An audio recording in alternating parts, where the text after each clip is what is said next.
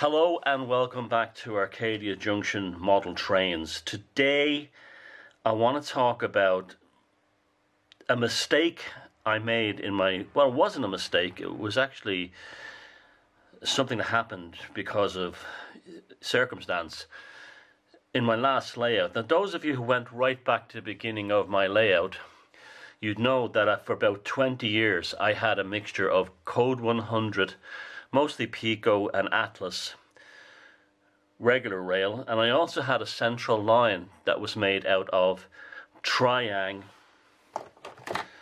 Super 4 Code 125 track, this stuff here. Now, what this is what led to the demise of the old layout and having it replaced with Miraculin C-track converted to DC and Miraculin M-track in the middle of the layout, so I could run AC and DC trains. Now, this track was released by Triang many decades ago, I think in the late 50s or early 60s. It was the basis for all British geometry for track systems. So Pico, Hornby, have all based their track systems, their geometry, on the original Triang Super 4. Now, the biggest problem with the Triang Super 4 is it's made from stainless steel. What happens to stainless steel? Well, it rusts, of course, corrosion. Okay, that was not too bad, but look at this. Corrosion. Now, aside from that, I find this SuperTrack system and the look of it very attractive. For example, it has the correct sleeper spacing for a British prototype. When the later Hornby system that came out and replaced it with Code 100 track, I think it was called System 6 or Super 6, they used American or European tight sleeper spacing, HO sleeper spacing. And this was, it only amplified the narrow gauge nature of 00 rolling stock. Now, I know it's still undersized, okay, but it amplified that it was on the wrong track. It showed you clearly it was on HO track. Now, I have to say, even though this eventually gave up the ghost on me, I really do love this track system. It's robust, it's thick. When I took it up, I left it to one side and I started examining it and ascertained that the failures happened, causing dropouts, were with the Triang's rail joiners, the fish plates at the end. It has an interesting connection system where you have one rail joiner. One rail is shorter than the other. I don't really have another one to click it into right now. Where one is shorter than the other.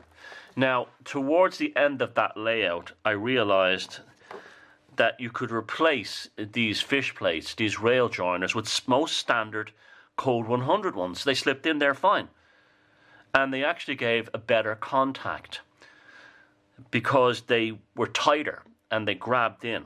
When I removed this track, I said I'm going to keep some of it even to make a small switching layout in the future. But I've learned a lot about the Super 4 track. And one of the things was the failure points was the stainless steel rail joiners. If you remove these and replace them with nickel silver ones, you've solved that problem forever. The other thing is corrosion. Now, because this is Code 125 rail, okay, you can sand it. You can sand down the corrosion, and you won't end up with like Code, much thinner rail. And that's gone. That's all gone now, okay? It's see how shiny it is now? Look at that. The contrast between the rust and the shiny. And then you have the old adage of this will cause microscopic lesions in the track which affect contact. True in Code 100 or Code 86, but because of the width of this track, the distance between across the thickness of the rail, there's much more area for contact with the locomotive wheel than there is on Code 100. This is a bigger contact area. So what you might lose in microscopic scratches, which I think are an overrated thing anyway. Now, you only have to do this once or twice, and then if you run your trains, it'll never happen again. The greatest secret towards keeping your track clean is run your trains. Run your trains. Okay? So, there's a channel called Mr. Snooze, and he did this amazing project where he got Super 4 track, and he removed it from the plastic roadbed, and he nickel plated it.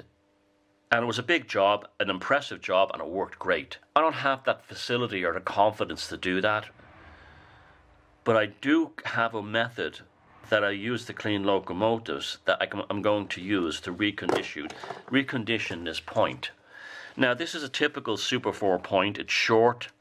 It has a great positive throw on this mechanism here. The power is routed through these copper strips in the back. Now, failures happen at different points. There's little tabs in here that cross the rail and give electrical contact. If you're building a switching layout, a shunting layout, you should be routing power to all the tracks. You can isolate them with switches if you want, but I don't think that's necessary in a small Inglenook type situation. One of the problems with modern fine-scale rolling stock is that when you go over the frog, the wheels sometimes don't go over. You see, they miss. Well, the solution to that is use wheels with deeper flanges. Problem solved. And you will find that these American-style wheels, forget about it. They won't work. They'll go through the direct part, no problem. Through here, you'll get that issue. Use deeper flanges, and you're fine.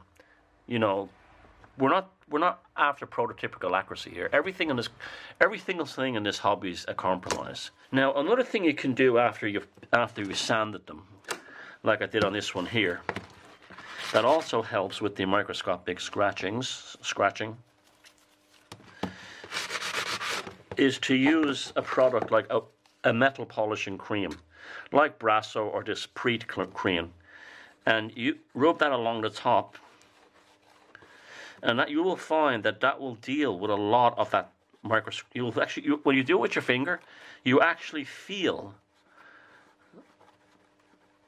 the microscopic grooves vanishing.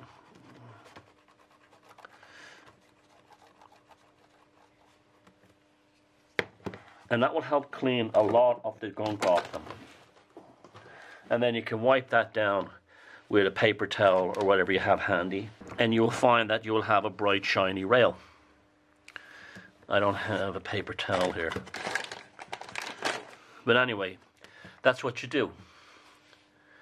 So, you remember, you're not dealing with code 86 or code 100 track here. There's a lot of forgiveness because of the bulk and size of it. Sleeper spacing, I think that looks great. Just looking at it, it looks great. Now, there is the issue of this is very tall. It looks like, you know, you wouldn't even have mainline rail like this tall. Well, in the old days of, before they had fine scale end gauge track, end scale track, was to ballast right up to the rails. And also by painting the sides, you hide that as well.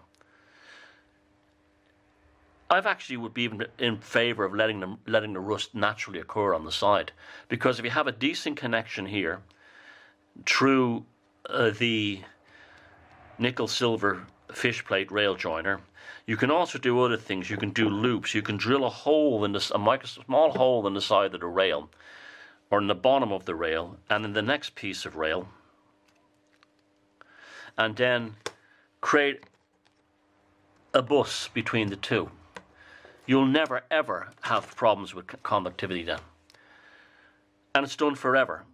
Now, yes, it failed on my layout because I'm in a damp room in an old house.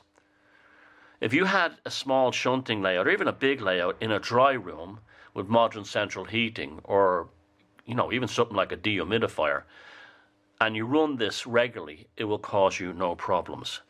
Now, one of the beauties of this track, other than the fact that just holding it and looking at it, it just feels and looks great. There's just something so substantial about it, is you can pick them up quite inexpensively online. There's no demand for them anymore. So you can build layout space, or it comes just junk often in lots. And you can paint them, recondition them. Now, Mr. Snooze's electroplating idea was fantastic, but like I said, I don't have those facilities.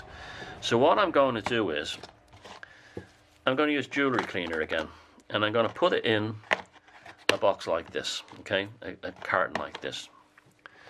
And I'm going to put the jewelry cleaner in.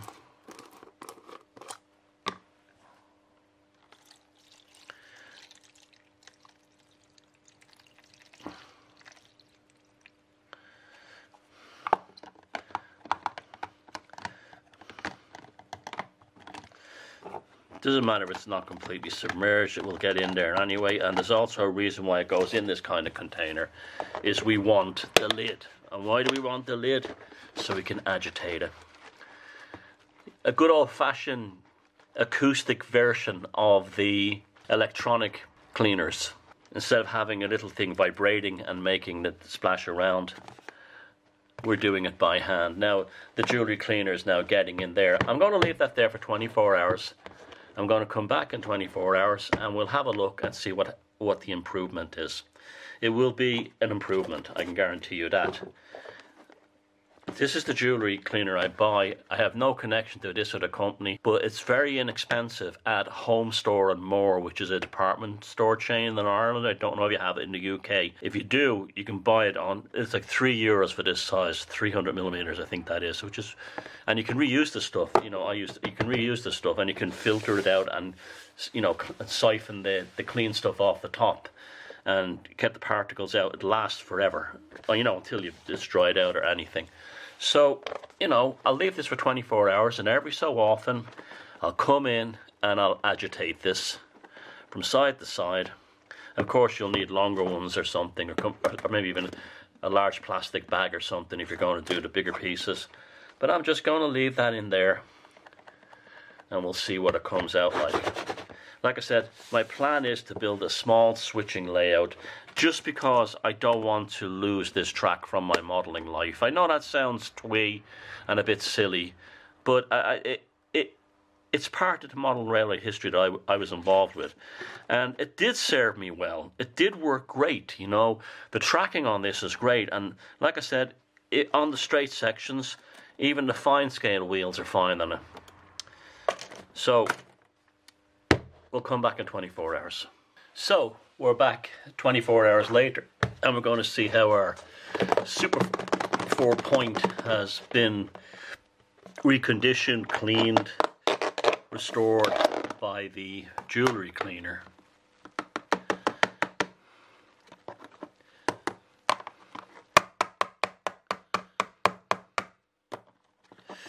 So I got a paper towel. Damp off the excess. Oh yeah, it's looking really good.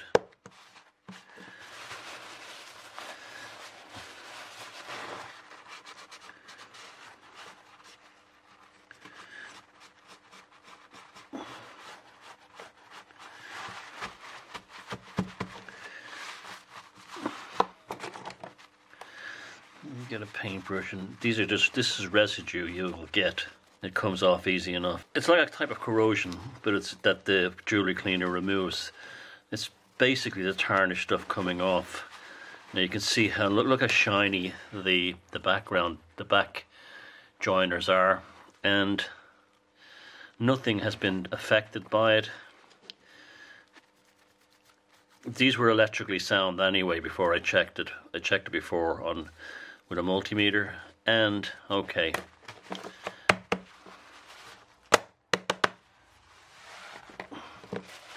So if I was going to put this on a layout right now, I would spray it with contact cleaner, and then I would polish the rail tops with a metal polish like Brasso. No, actually, I'd do it the other way around. I'd polish the tops of the rails with Brasso or a metal polish, and the same for these guys here too. And then I would spray the whole thing with contact, and especially in here, make sure to clean in here, because that's the main contact, and down below. And then I would spray the entire model in contact cleaner to wash off any residue of both the jewelry cleaner and electrical contact cleaner, and also the metal polish on the tops. But because I'm not going to build my Super 4 switching layout for a while, my priority is to preserve these. Putting these back in the Super 4 cardboard boxes is not an option. They will only start rusting again. So we have to come up with a method of, now remember, these are coming off, the rail joiners are coming off. I'm going to remove them. These are the fatal flaw, are these rail joiners. So I want to preserve them. So putting them back in the cardboard box is not an option, because in this climate here in the northwest of Ireland, they will just start corroding again inside the box, the dampness. Very humid climate here. So what I'm going to do is I'm going to spray them with this product here. It's called AC90. It's a multi-purpose lubricant, and it's kind of like a cross between WD-40 and a contact cleaner, in that it cleans electrical contacts and doesn't affect conductivity. I'm going to spray this with I'll start at the back. Spray it with the AC40, top and bottom. This is not corrode plastic. This does not corrode plastic. And then, until the time comes when I need to install this on the layout, the oil will prevent further corrosion, and I place it inside a Ziploc bag. You can place more than one in a Ziploc bag. Seal it up. You get smaller ones than this. And basically preserve it in the oil-based lubricant. It's silicone too. That will stay in there forever, and I never have to worry about it rusting again. So that's a quick and easy way to recondition, clean, and store non-defective, by that I mean if these electric contacts are broken or something, non-defective Triang Super 4 points and track as a whole, until the day comes when you want to use it, and then you will have no problems with corrosion that has set in. And that day will come on Arcadia Junction, where down the road I will build a small switching layout. So that's it. That's how simple it is. I can store these away now and never have to worry about them ever rusting or corroding any further. But I do want to hang on to my Super 4 points and my Super 4 track, and this is how to do it. And yeah, I'm actually, when I took the stuff out yesterday to work on it, I got a bit of a buzz out of it, because I realized just how much I love Super 4 track. Yes, it's overscale. Yes, the sleepers are wider for the narrow gauge effect on 00 stock, but somehow the correct British sleeper spacing on these models tends to de-amplify the HO sleeper spacing that you get on modern track, like Pico Set Track and Hornby Flex Track and Hornby Points. This is going to be a switching layout in 00, and I'm buzzing now looking forward to this, but I've got a lot of things to do in between. Until that day comes, my Super 4 track is safe in its oily catacomb, or oily sarcophagus, we're going to call it. Okay, let's talk soon.